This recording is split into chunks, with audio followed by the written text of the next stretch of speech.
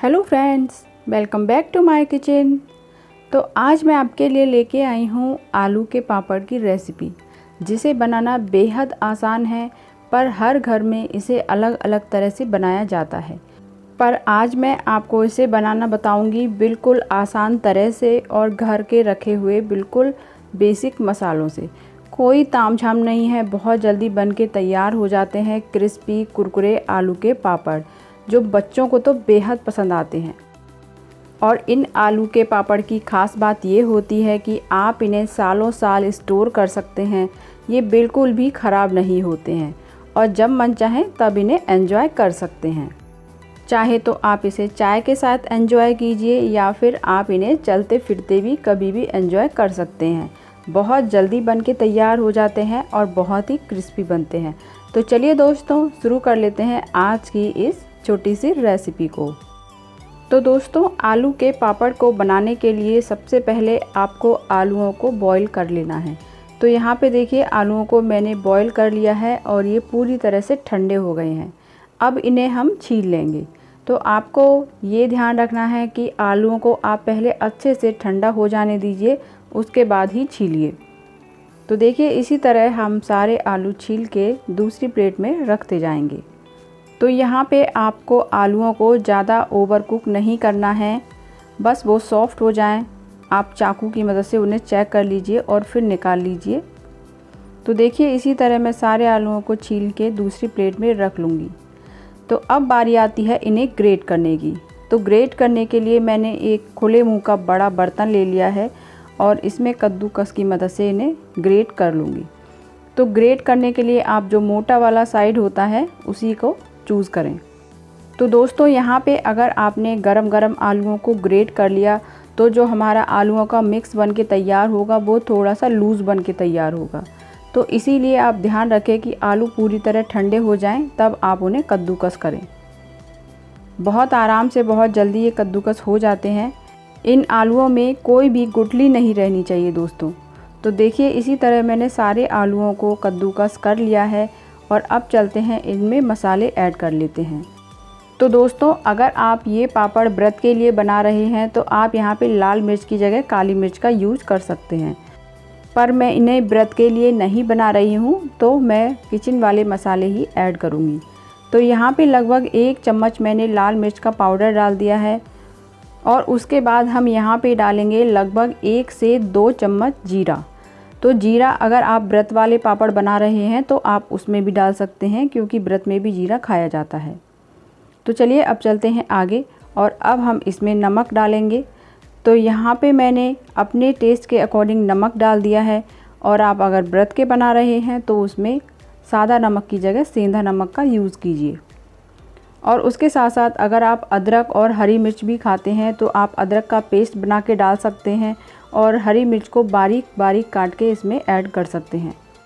तो दोस्तों, हरी मिर्च और अदरक का पेस्ट तो आप किसी भी पापड़ में यूज़ कर सकते हैं, चाहे वो व्रत के हों या व्रत के ना हों। पर मैं आज इन्हें बिल्कुल सादा बनाने वाली हूँ, तो हरी मिर्च का यूज़ भी मैं नहीं करूँगी। सिर्फ मैंने लाल मिर्च डाली है और नमक डाला है और साथ ही मैं थोड़ा सा गरम मसाला और डालूँगी इसमें, लगभग 1 छोटी चम्मच, और थोड़ा सा मैंने इसमें जीरा डाला था। बस इन्हीं सबको मिक्स करके आज मैं पापड़ बनाने वाली हूँ। तो देखिए, मसाले तो हमने इसमें डाल दिए हैं। अब हम अच्छे से इन्हें मिक्स कर लेंगे। आलूओं को मसाले के साथ आप अच्छे से मिक्स कर लीजिए। और हाँ दोस्तों, अगर आप इसमें हींग ऐड करना चाहते हैं तो थोड़ी सी आप फ्लेवर के लिए वो भी ऐड कर सकते हैं। तो देखिए फ्रेंड्स, इस तरह सभी को मिक्स करने के बाद बहुत ही जल्दी हमारा ये डो बन के तैयार हो जाता है और बहुत ही सॉफ्ट बनता है, क्योंकि इसमें कोई गुठली वगैरह नहीं होती है। तो लीजिए फ्रेंड्स, ये तो बनके बिल्कुल तैयार है। अब हम इसे साइड में रख देते हैं और अब इसकी हम लोइयाँ बनाएंगे। तो लोइयाँ बनाने से पहले आपको एक प्लेट लेनी है, उस पर अच्छे से ऑयल डाल के उसे ग्रीस कर लेना है, जिससे कि जो लोइयाँ हम बना बना के इस पर रखेंगे वो बिल्कुल भी चिपके ना।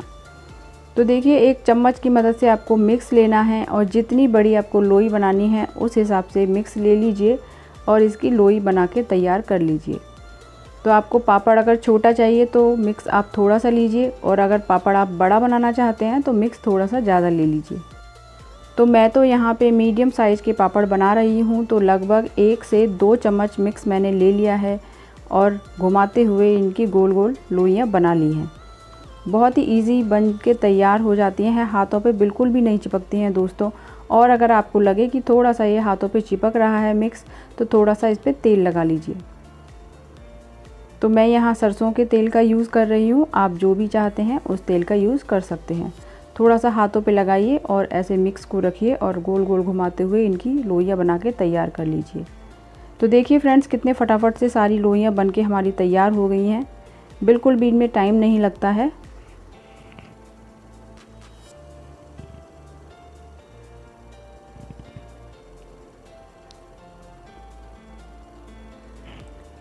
तो लीजिए दोस्तों, हमारी सारी लोइयाँ बनके तैयार हो गई हैं और अब हम चलते हैं आगे के प्रोसेस की तरफ।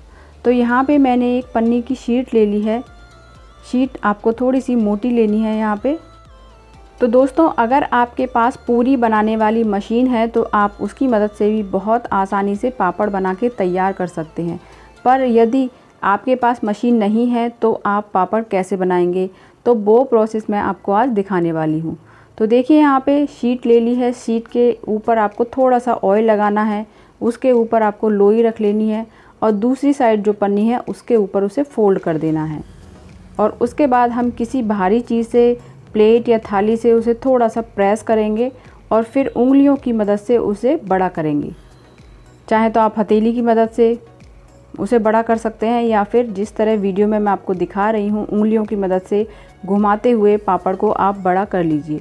जिस साइज़ में भी आपको पापड़ चाहिए उस साइज़ का आप उसे घुमा के कर लीजिए। तो देखिए, मैंने पापड़ बना के तैयार कर लिया है और हल्के हाथ से उठा के हम दूसरी पन्नी पे डाल देंगे।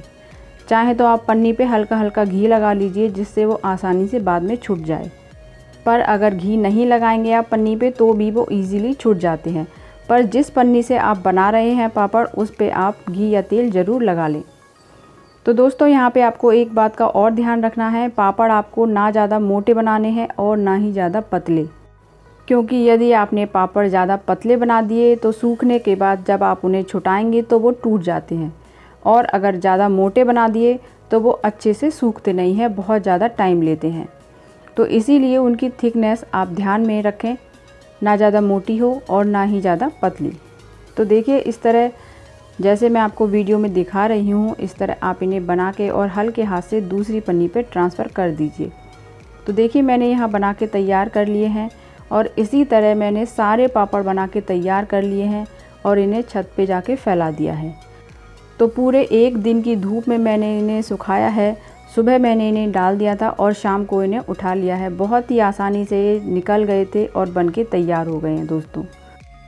तो फ्रेंड्स, आपको एक चीज़ का ध्यान और रखना है, जिस भी पन्नी पे आप पापड़ सुखाएं वो पन्नी ट्रांसपेरेंट होनी चाहिए, कलरफुल ना हो या फिर उस पर किसी तरह का प्रिंट ना हो। कभी कभी क्या होता है, जब प्रिंट वाली पन्नी पे हम पापड़ सुखाते हैं और जब हम उन्हें छुटाते हैं तो पन्नी का प्रिंट पापड़ों के ऊपर आ जाता है, जिससे वो खाने लायक नहीं रहते। तो इस बात का आप ध्यान में रखें, बिल्कुल प्लेन पन्नी का यूज़ करें। तो देखिए फ्रेंड्स, इसी तरह मैंने सभी पापड़ों को सुखा लिया था और सारे पापड़ बहुत अच्छे से सूख गए हैं, एकदम ड्राई हो गए हैं। आपको पास से मैं दिखा रही हूँ, बिल्कुल अच्छे से सूख गए हैं और बहुत ही अच्छी शाइन आ गई है इनमें, क्योंकि इनमें हमने थोड़ा सा तेल लगाया था बनाते टाइम। तो देखिए, ये तो बनके तैयार है। तो चलिए अब मैं इन्हें आपको फ्राई करके भी दिखा देती हूँ। तो यहाँ कढ़ाई में मैंने ऑयल डाल लिया है और जैसे ही वो तेज़ गर्म हो जाएगा तो एक एक करके हम इनमें पापड़ सेक लेंगे। बहुत ही जल्दी सेक के तैयार हो जाते हैं दोस्तों। अगर आप इन्हें तेल में फ्राई नहीं करना चाहते हैं तो मीडियम गैस करके आप इन्हें डायरेक्ट गैस पे भी ऐसे ही भून के एंजॉय कर सकते हैं। वैसे भी ये बहुत अच्छे लगते हैं खाने में। तो चॉइस आपकी है, या तो आप ऑयल में फ्राई कर लीजिए या गैस की फ्लेम को मीडियम करके इन्हें हल्के हल्के दोनों साइड से रोस्ट कर लीजिए। तो लीजिए फ्रेंड्स, तैयार हैं एकदम क्रिस्पी कुरकुरे आलू के पापड़, जो बहुत ही जल्दी बन के तैयार हो जाते हैं और सालों साल आप इन्हें स्टोर भी कर सकते हैं। बच्चे इन्हें बड़े शौक़ से खाते हैं। तो दोस्तों, ये थी आज की मेरी वीडियो। उम्मीद करती हूँ कि पसंद आई होगी आपको, और अगर पसंद आई है तो प्लीज़ वीडियो को लाइक करें और चैनल को ज़रूर सब्सक्राइब करें। जल्दी मिलते हैं आपसे नई वीडियो में नई रेसिपी के साथ।